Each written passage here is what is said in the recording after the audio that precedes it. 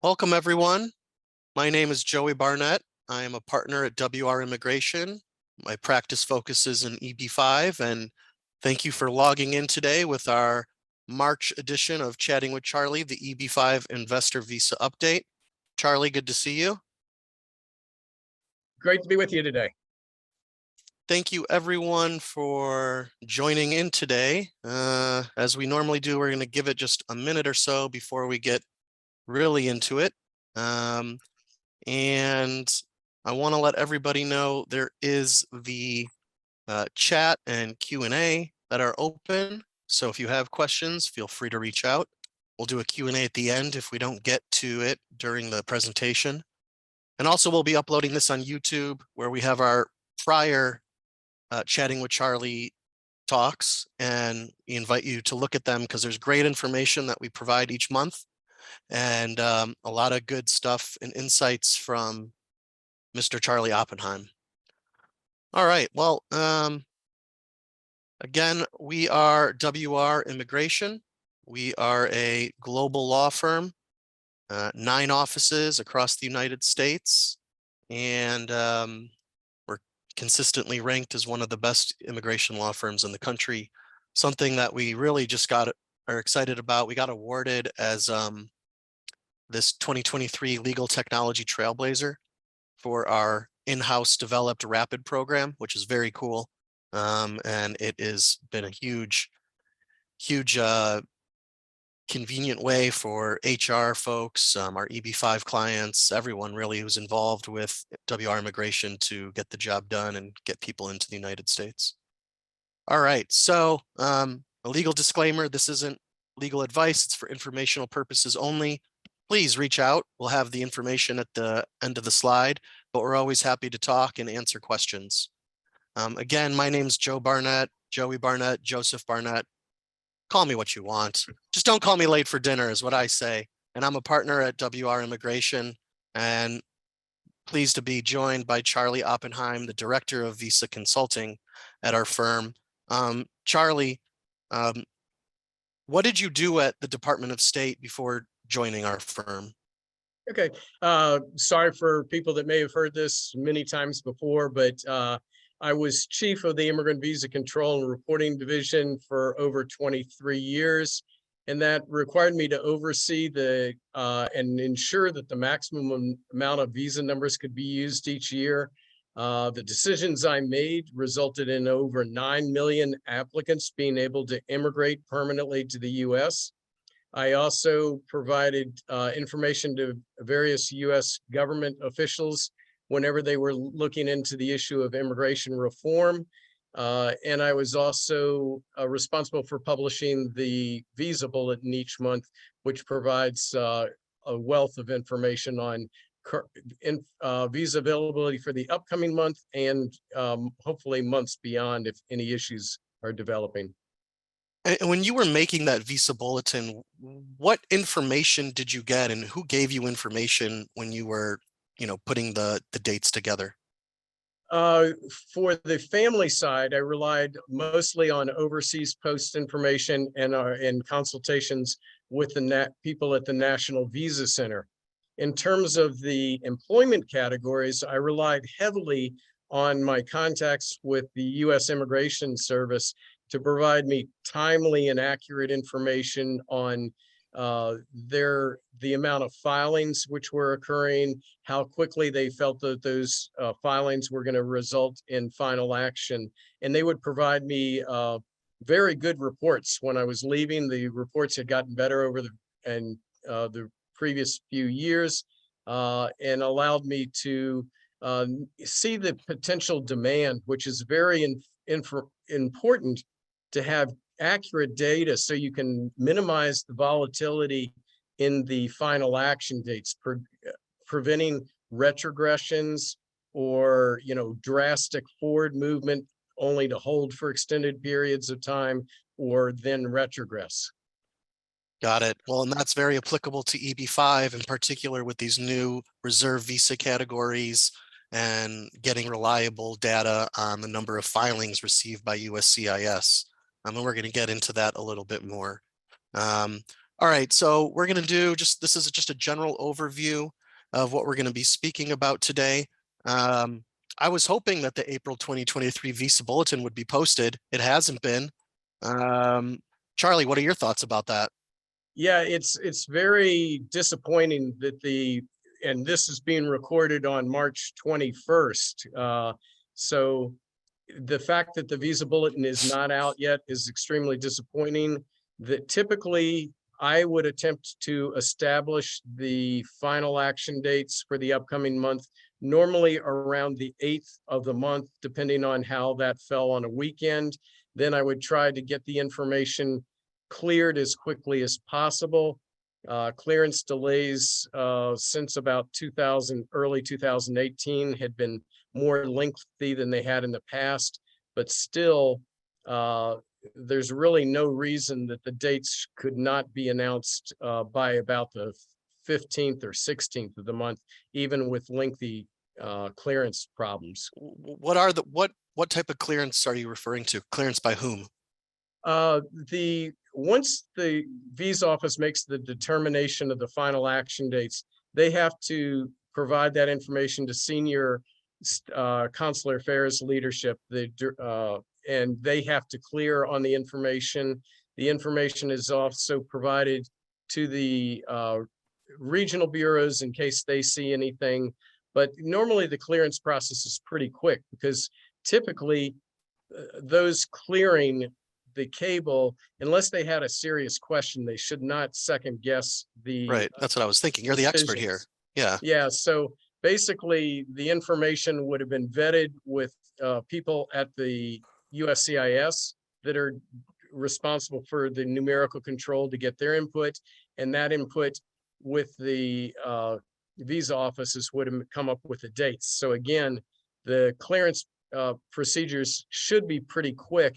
And prior to the implementation of a few new clearance steps, normally within 2 business days of my making the determination of the dates, they would be able to be posted online.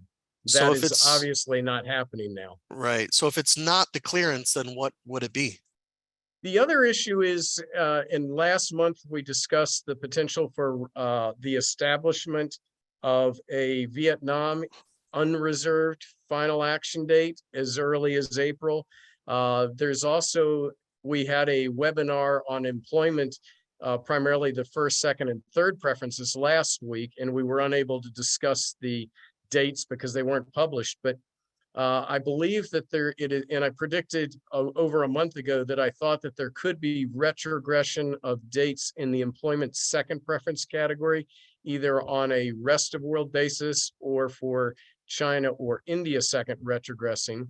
I'm going to stop you right there, Charlie. And I only asked that question because I just wanted to plug the other series that you do for EB1, 2, and 3. If you guys are interested in learning more about that, you should check out the other one, which we do with other attorneys at the firm. But with EB5, we're going to get to what potentially could be happening in the April one further through. So let's just keep moving. But real quick on in terms sure. of the April, the same reason that the hold up is the other, they may want to be getting more information on what is happening in the early part of March compared with what the Immigration Service had told them they expected to happen, and to be able to decide, okay, do we need to go ahead and retrogress dates or establish dates in the case of Vietnam EB5, or can we hold off? So that may be why they're delaying action. Got it. Okay. Thank you for that. All right, let's just jump into the brief EB5 updates. There was supposed to be a big EB5 stakeholder engagement yesterday. It got postponed. And there's a new one in April. There's the date there. Charlie, if you could ask IPO one question, what would that question be? I would ask them to begin providing timely and accurate information on the amount of petitions which are being filed in each of the 3 new reserved categories. I would ask them to break it down by the top 5 or 10 countries of filings plus the overall. I would ideally breaking that information down by calendar year and month. It is extremely important that the industry receives this information so that we can begin making accurate and timely projections of when and if final action dates may be necessary to be imposed at some point in the future, and what they might be. And there is really no reason why the IPO office could not be providing this information in a relatively timely basis. It is Yeah. something everybody needs. Well, they did just say because they're no longer going to be accepting biometric fee payments for regional center investors. And so they're going to be refunding back $85 to everyone who paid it. And they said that they've received over 900 I-526Es. Since then, I have done a FOIA request that will probably get ignored, and we'll probably have to litigate to get that information. But I agree with you. They need to just post this stuff publicly. Right. All right, so the other, just briefly, there's the new EB5 integrity fees that regional centers must pay. The due date, if you're going to pay, is sometime in April. You should talk with your immigration attorney about that. And the other sort of, I guess, good news is that we are starting to see 2019 I-526 cases be adjudicated. We were stuck in 2018 for a very long time because of the increase in filings during that year because of potential price increases. But USCIS is creeping into 2019, which is very, very good. We got an approval yesterday, last week, for someone who filed in February of 2019. So that's definitely good to see. It's going too slow, but we always like to see forward movement. All right. Joe, on that, in mentioning that they're starting on 2019 filings, this may be a little bit depressing news, but for countries other than China, the petitions that were filed in 2019 that they had on file in November of 2021 totaled approximately 5,400 that they were still working on for countries other than China. And there were a little over 700 Chinese applications that had filed in calendar year 2019. So they have a very big backlog. But again, this is information that I had that they should be able to be publishing on a regular basis. Oh, that is very interesting. Wow. But can you repeat that one more time? Sure. In fact, a little over 700 Chinese applications or petitions that had been filed 2019, and there was, for all other countries, there were approximately 5,400. Got it. Okay. Interesting. So that's saying it's a relatively small percentage of the total cases. Right. Yeah. Okay, so let's get into the annual report here. And I just want to give a shout out to Suzanne, Lucid Blog. She does a great job. If you're an EB5 and not reading it, I'm not sure why you aren't at this point. I read it every time I can. And these graphs and charts in the next couple slides are pulled from her. So thank you, Suzanne, for letting me borrow your great work. Charlie, my first question to you is, India got the second most number of EB5 visas in fiscal year 2022. Can you explain why they got so many when the unreserved per country cap was what it was at? Sure. Typically, if there are other, each country is entitled to a maximum of 7% of the per country limit, 7% of the overall limit. Then if there are other unused numbers, those numbers are made to applicants without regard to the per country limit, which typically would mean the numbers would go to Chinese applicants because they have the earliest unreserved priority dates. If Right. the State Department accurately determined that Chinese utilize those numbers, then the State Department could make the decision to begin making them available to other countries, which could be have processing capacity and allow the numbers to be used. This would be a very good thing because it would prevent the quote wasting of numbers that could not be used. So this was a very beneficial thing for Indian applicants last year. It was unfortunate that more Chinese applicants could not be processed as well. Right, right. So don't complain when it's a good thing, right? So it's Correct. yeah. Don't question when you have a good thing happening. And it's not like, I mean, and we're going to get to some of these statistics, but a majority of the China EB5 numbers would be coming from overseas. Correct. And Yes. so it could have been a capacity issue type of possibility as well as, you know, why they thought those numbers wouldn't have been used.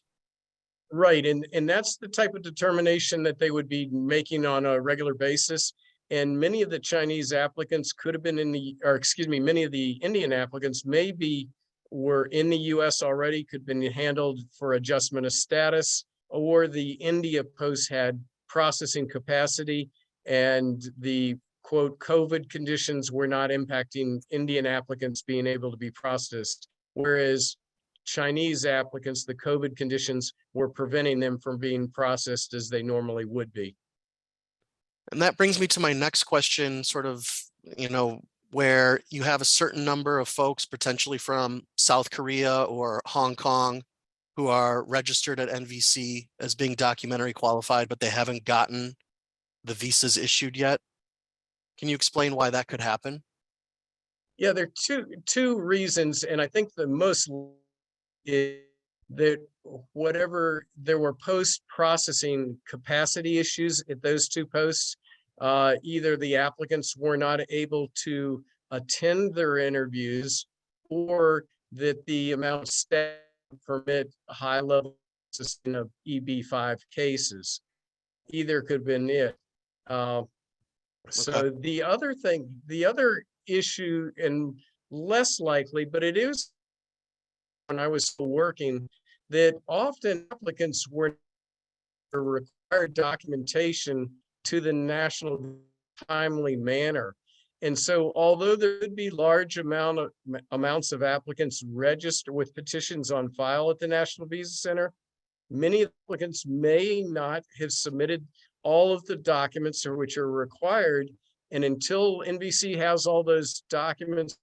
But you think it's potentially because of consular post conditions and also because of the fact that sometimes if the NVC has the case, but they don't have the documents necessary to schedule the interview in the first place. Correct. Hopefully this connection works better. Yeah. All right, let's move to the next slide. And this one, I just thought was very interesting because it talks about what we've discussed in prior webinars about consular processing versus adjustment of status. And the first in the upper left, you can see it just based on region.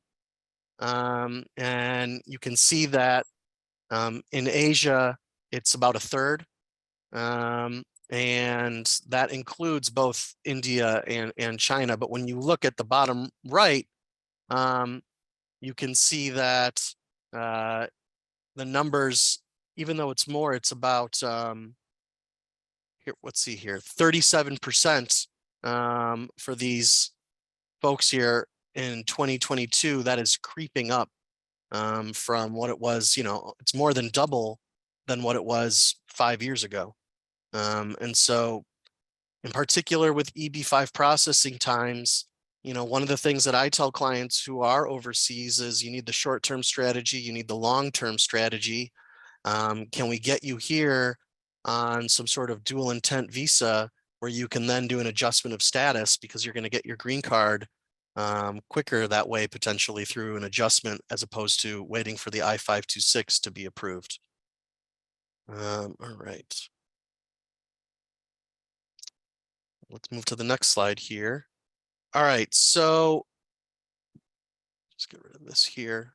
This is just a recap of what we went last year, or last month, how the EB5 Reform and Integrity Act reserved a certain number of visas. Those were not used in fiscal year 2022. And so they're carried over to fiscal year 2023. And the issue here is because of long USCIS processing times, is will there be demand for reserve visa use? And if not, are they going to be used in the unreserved visa category to prevent any sort of wasted EB5 numbers like the over 2,000 of so that weren't used in fiscal year 2022?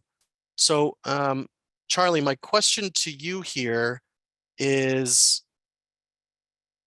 and there's going to be sort of some general ones here, is what is the EB5 annual limit in 2023?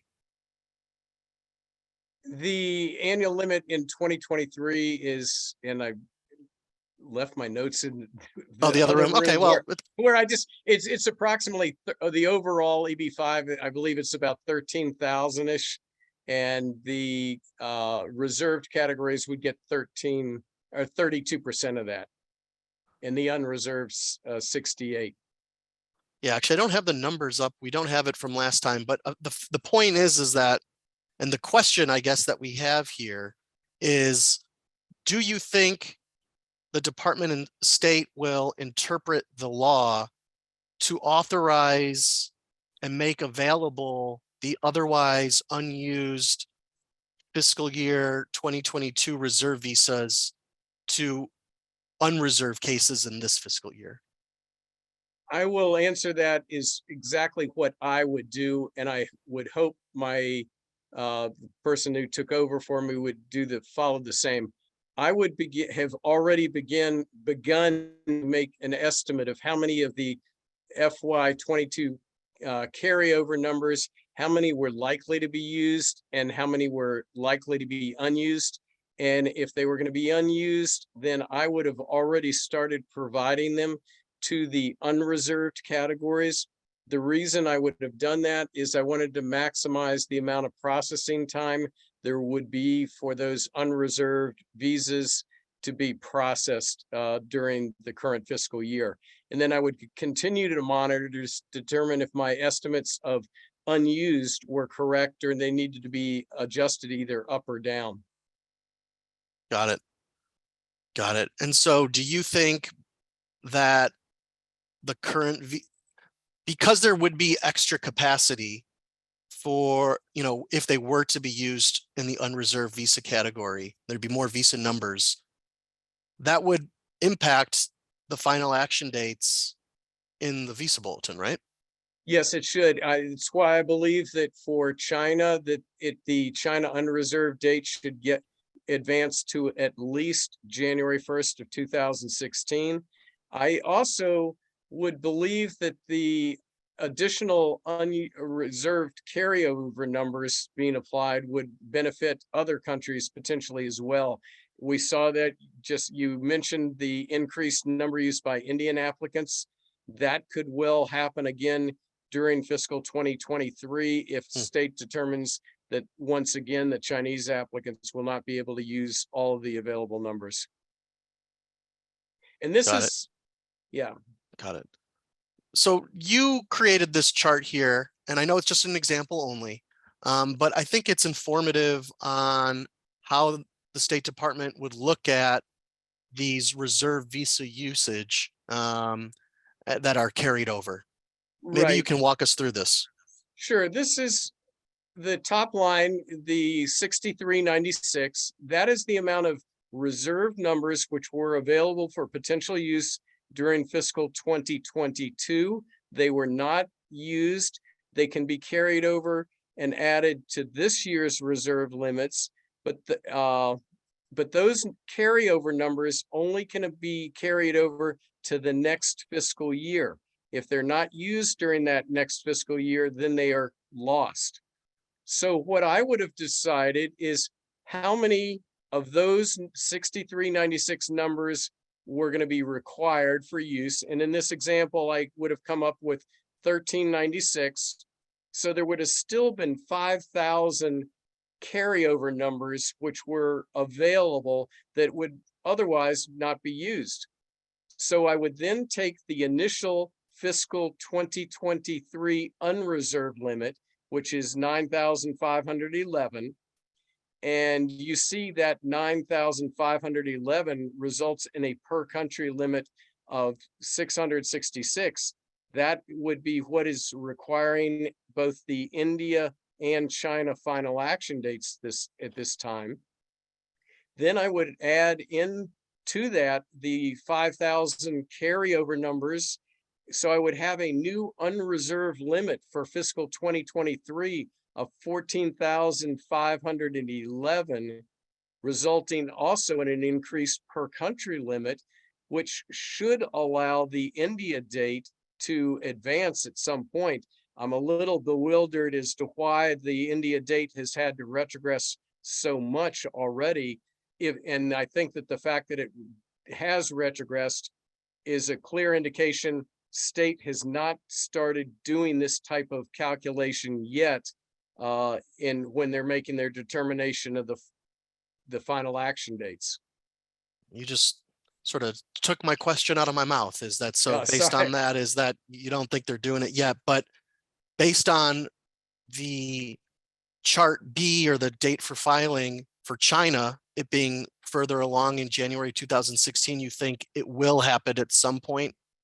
Yes, I believe that it is, if people want to see what is likely to happen in the next 8 to 12 months, look at the dates that are listed in the chart B, because again, that is where the State Department, in consultation with USCIS, has determined they feel the final action dates will be within 8 to 12 months, ideally earlier, but in a worst case, maybe 12 months from now. And the reason those dates are established is so people can file or begin submitting their documentation to the National Visa Center. So when their turn comes up, 8 months from now, 12 months from now, the case is ready to go and can be immediately scheduled for interview, resulting in visa issuance overseas, or USCIS can finalize the adjustment here in the US. I always understood chart B to be where Department of State thought it would be at the end of the fiscal year, as opposed to 8 to 12 months out. Is there, or is that, you're saying it's 8 to 12 months out, not at the September of the year? It is, the State Department always determined it as being 8 to 12 months in the future. And again, the reason for that, as I mentioned earlier, a lot of times applicants are not quick in submitting their documentation, and there may have to be back and forth. So state wanted to make sure that everything was ready to go when the date was reached. The Immigration Service has a different rule whether they will allow somebody to file. They often determine whether the case can be processed within, as you mentioned, the fiscal year. So, and that is one reason often the Immigration Office will stop allowing Chart B to be used for filings. Right. Okay. So, this term retrogression, you hear it a lot. You see it, that it's happened with unreserved India. Can you just explain maybe what retrogression is, and also potentially make a distinction between what it is and what would happen once the Department of State got visibility for demand in the reserve visa categories? And I know I'm being a little technical here, but maybe you can make that distinction. Right. I'll go back to earlier when using India as an example. In the India unreserved category, last year it was current. So if a category is current, then if the State Department determines that they need to limit future number use, they will impose a cutoff final action date. So they are establishing one. So that's kind of the line in the sand. So that it's important, if a category goes from current to having a date applied, that is the imposition or application of a final action date. But for example, earlier, the India unreserved final action date was announced. And then subsequently, the State Department moved that date back. That is a retrogression. So there was an established India's unreserved date. The State Department moved it further back to an earlier date. That is a retrogression. So technically, they can mean the same, but it's important. You don't want to scare. I often would hear people were scared when they heard a retrogression being applied to it, when it's really was just imposing for the initial time date. Well, this thing that I pulled from USCIS seems to conflate the two, which I think is kind of funny. That's why I put it up here. Yeah. But and certainly if USCIS is doing it, then you can expect others to as well. And the one thing I really just wanted to say here is they are current right now, the reserve visa categories. And that's because, as we mentioned earlier, the State Department doesn't have the visibility for demand. And so just because they're current now doesn't mean that it won't be current. Excuse me, there won't be some sort of final action date in the future when an I-526 is eventually adjudicated by USCIS. Correct. And the sentence where it says visa retrogression generally occurs when an annual limit for a category or a country has been exhausted or is expected to run out soon. The retrogression is to prevent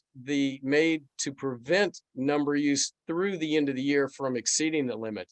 So if the numbers have already run out, or say the numbers have already run out and they're trying to decide what to do for April, or they think they're going to run out during March, then they would make the category unavailable for the month of April. That wouldn't be a retrogression. That would be, they would make a category unavailable. So the semantics of it they can play around different ways. Right. Well, we may need to get a new copywriter at USCIS, although I think they have more important things to be doing. All right. Exactly.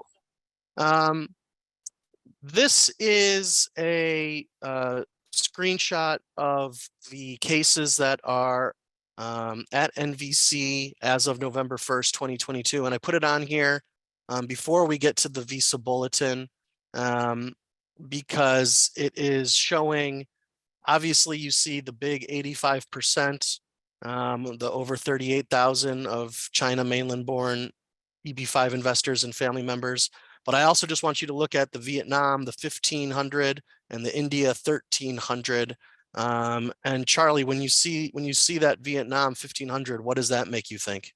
That is why I during last month's webinar, I predicted that Vietnam would need to have a final action date imposed, possibly as early as April, if not for May. And again, I'm a little surprised that they have not already done so, because you will notice Vietnam is at 1,500, which exceeds the per country limit. India is at 1,362, which also exceeds the limit, yet they have already imposed an India date. My question would be, if India's got roughly 200 less applicants than Vietnam, why hasn't a date also been imposed for Vietnam? Yeah, I totally agree with you. It doesn't make much sense. And the reason why I kept this April 2023 header on the top of the slide is because I was hoping that the Visa Bulletin would be issued by now. It wasn't. And so that's why I put this chart in here, is because we can expect the establishment of a final action date for Vietnam unreserved EB5 in the coming months, just based on this data. Right. Yeah. And it's also important to remember, this data reflects unreserved cases only.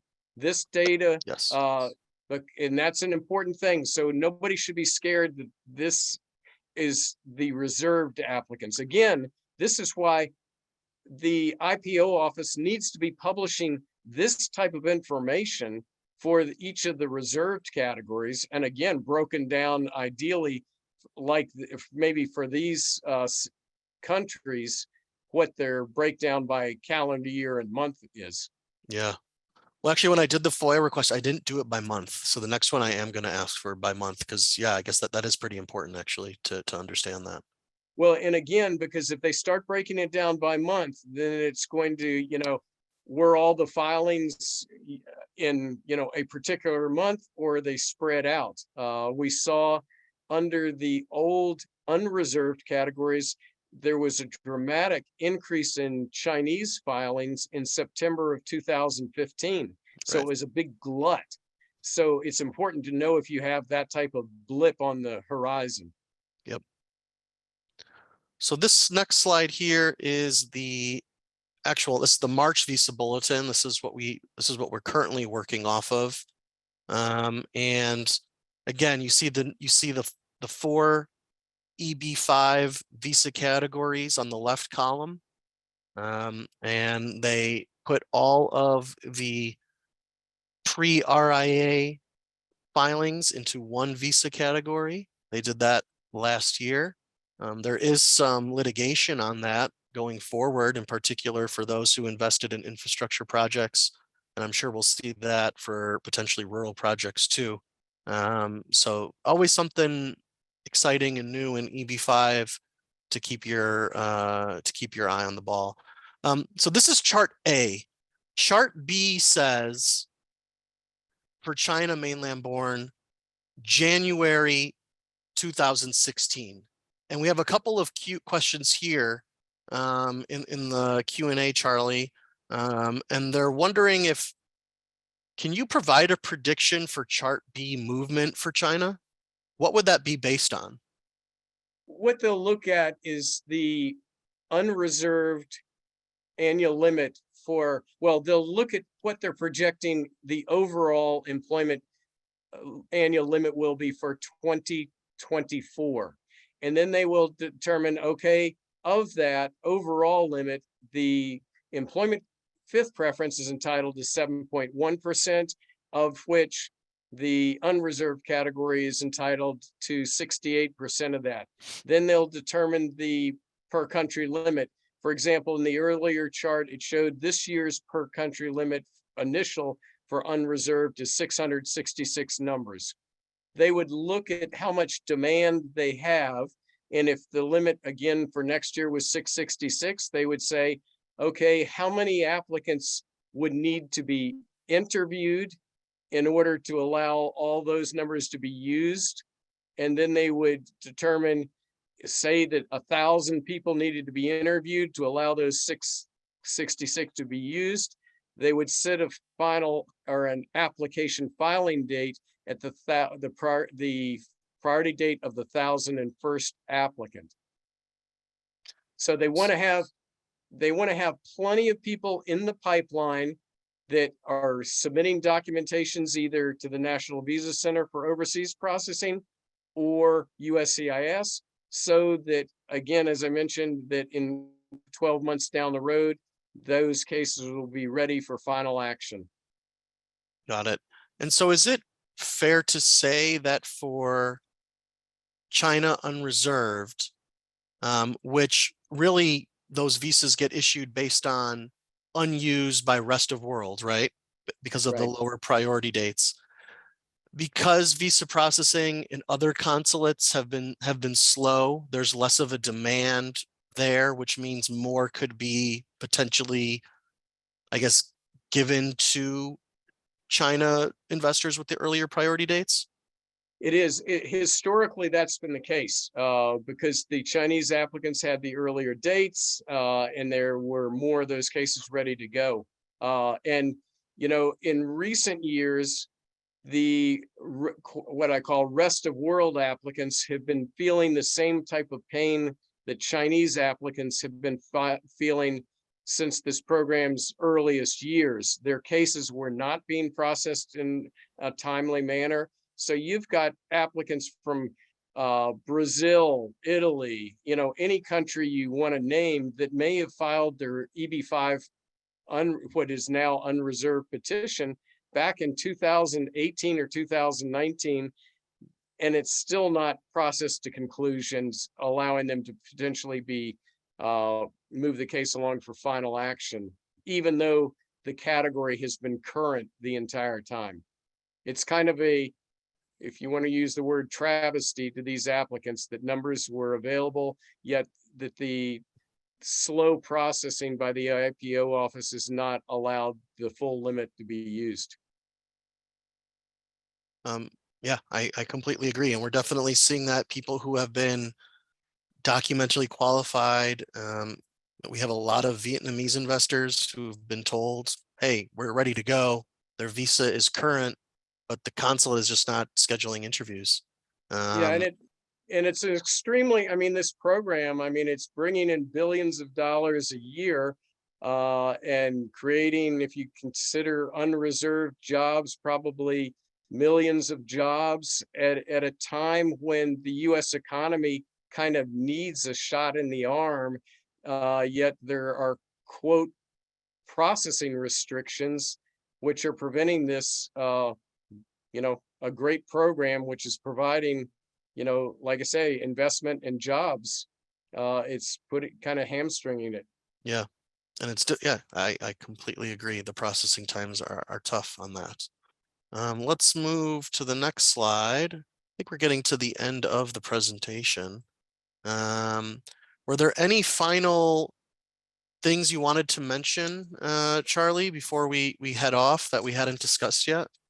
No, it's I think one of the key things, which is early on the slide, at any stakeholder event, if you have the opportunity to press the IPO office to provide timely information on the amount of filings, both in the reserved and unreserved categories, but in particular the unreserved new categories, and provide it broken down by the top 5 or 10 countries in an overall basis, and ideally by year and calendar year and month of the petitions.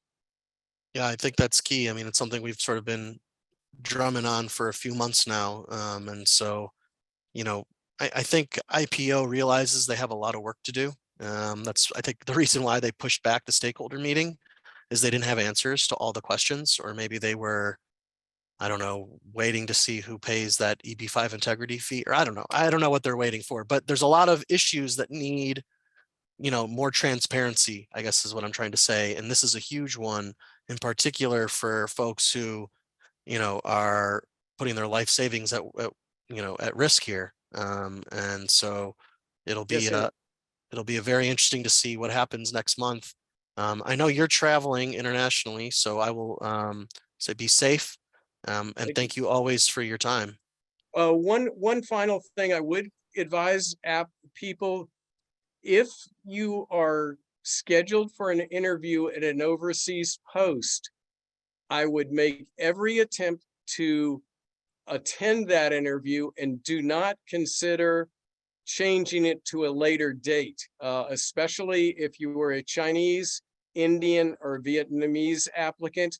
It is very risky to try to reschedule your case to a later time.